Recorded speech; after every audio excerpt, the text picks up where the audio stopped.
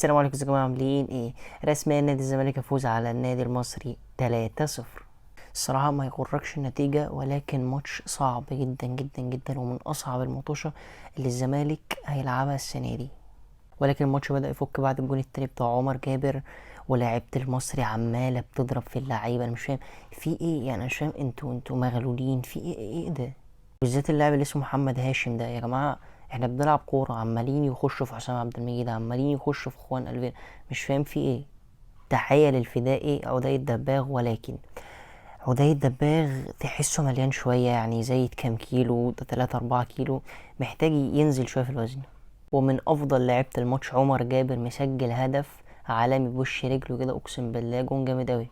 سؤال واحد بس، ده ازاي 40 سنة؟ والله ده انا ال40 سنة اقسم بالله بالنسبة له. كان ماتش صعب، بس الحمد لله الزمالك كسب. لو الفيديو عجبكم دوسوا لايك واشتراك في القناة، وي